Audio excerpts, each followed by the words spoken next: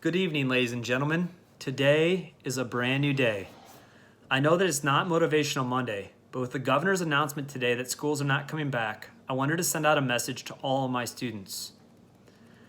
I am making this in my house while my daughter's asleep, so welcome to my house. I'm going to talk softly because if I wake my daughter up, my wife will kill me faster than COVID-19. I don't know what to tell you except that I am sorry. In my 474 months of life, I've never been through anything like this. There are probably only a few in the world that have. I am sad that I won't get to say goodbye to you all and to give you all a smiley face. At the end of every school year, I read, "Oh, the places you'll go," and I give every student a smiley face, just like the one I wore every day. If you email me your address, I will send you one in the mail. Otherwise, I'll give you one the next time we meet. Seniors, I am most sorry for you. I'm so sorry that you're losing your last months of something that took you 12 years to get to. I guess all of you can tell people that you were so smart you decided to finish school early. I have known many of you since freshman year. Many of you have heard today is a brand new day and a bad joke every school day for the last 3 years.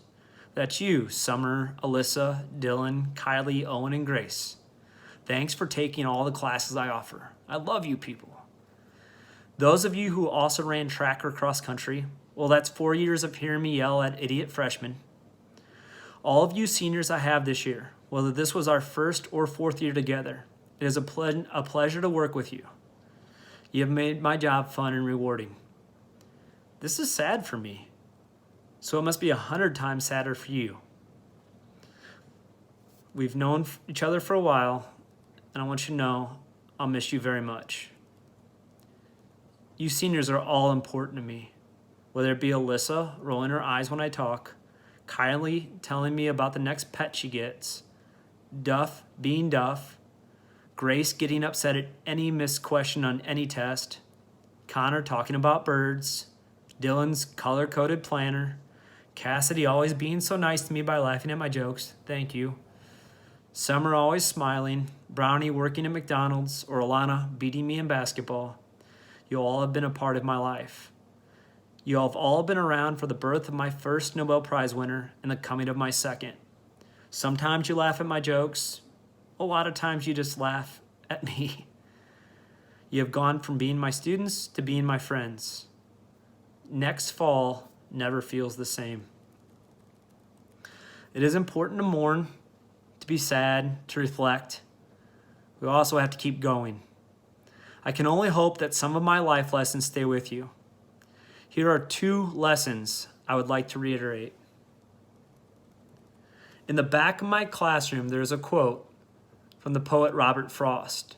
He was asked at his 80th birthday party about the most important thing he had learned about life. He said this, "In 3 words, I can sum up everything I've learned about life. It goes on." Life will go on after COVID-19. We cannot wallow in sadness forever. It sucks, I get it, but we can't go back. We can only go on. People have been through worse. The Great Depression, World Wars, the first season of The Office. Like a freshman running the pacer test, we will make it through this and be stronger. When safer times come, you have to live with fury, like a wildfire, or the excitement a 5-year-old has for opening Christmas presents. Because you can now understand that every day together is really a gift that should be opened and enjoyed. Life will go on. Live with fury. The second lesson is how important science is. During the second day of school, I always ask, who is Jonas Salk? If you remember, thank him for not having polio. Now we can understand what it must have been like to live with the fear of getting polio, and what a big deal it was when Jonas Salk created a solution to a real problem. And then, that same day I always ask, who is LeBron James? Everybody always knows who LeBron James is, and no one ever knows who Jonas Salk is. Notice who has become heroes during this time. First responders, doctors, nurses, and the scientists who are developing a way to fight COVID-19. I will also add that grocery store employees and delivery drivers are also heroes now because they put themselves at risk so that I don't have to wipe my butt with newspaper. So thank you too. I appreciate how much money professional athletes have given to help people during this crisis. But professional athletes can only sit on the sidelines. The real fight is being fought by those who have learned science. I encourage you all to think about how we can start celebrating scientists as much as we do professional athletes. We need more people dedicating their lives to finding solutions to real-world problems. Science will save us on this one, not sports. I hope this inspires so many young people to go into science. I hope this inspires some fifth grader to find cures instead of throw footballs. To recap, I miss you.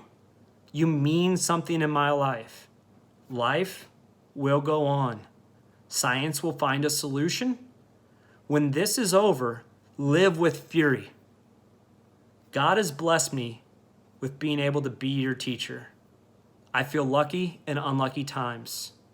St. Clair love and God's peace, Mr. Martin.